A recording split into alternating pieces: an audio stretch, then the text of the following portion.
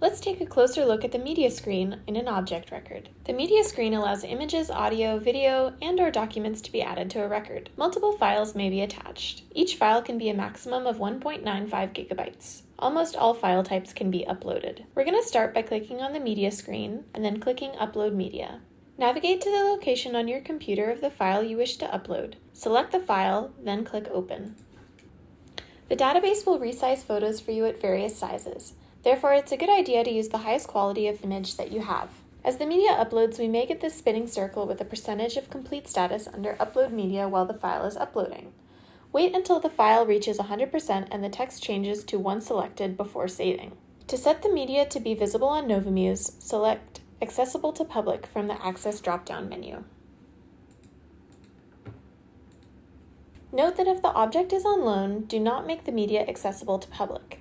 Make sure to review the media/record for any copyright or privacy restrictions before setting it to accessible to public. If the museum deems that the material is sensitive, staff are advised to make an internal decision whether or not to set the media to accessible to public. You can always come back to edit the access of media representations at any time by clicking Edit on the media representation.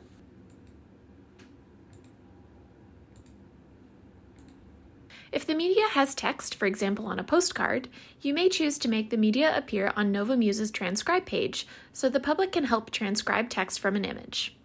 To do this, select Yes from the Transcribe drop-down menu. This setting can later be changed by clicking Edit on the media representation. To add an additional media file, click Add Representation and repeat the same process as we did before. To remove a media file, click the small X beside the media representation. Make sure to click Save. Depending on the size of the file and internet speed, images being processed may appear where the media thumbnail will show once the upload is complete. You can leave this page and continue with other work while this is processing.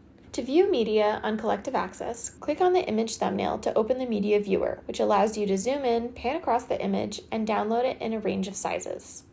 Close the media viewer by pressing the Escape key or by clicking X or Close in the top of right corner.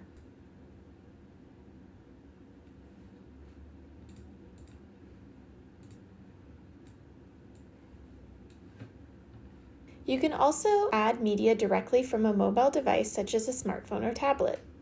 Begin by logging into Collective Access on your mobile device, access the record in which you are going to add the media to, click Upload Media, and a pop-up will appear that allows you to select Photo Library, Take a Photo, or Choose File. Photo Library option allows you to select an image or video from your device's library. Take a Photo opens your camera app to allow you to take a photo which will automatically upload to Collective Access. Choose File allows you to select a file or document from your device's library. Once you are done, click Save.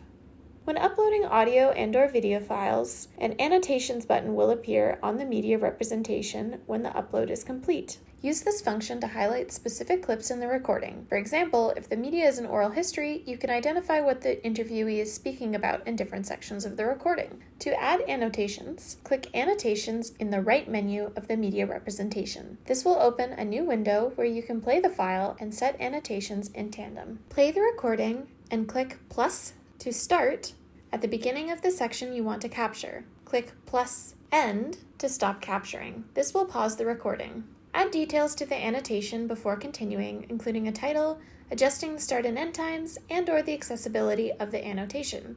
For example, accessible or not accessible to public. Click Save Annotation to finish, and your annotation will appear at the top of the page. Click the X to delete an annotation, and then click X Close to exit the annotation screen.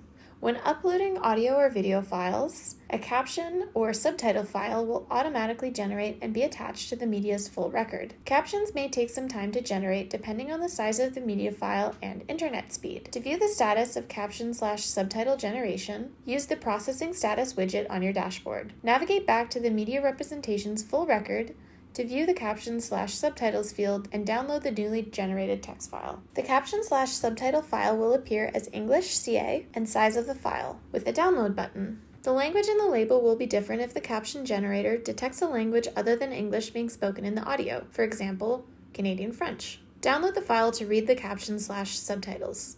The file will be downloaded in a .vtt format.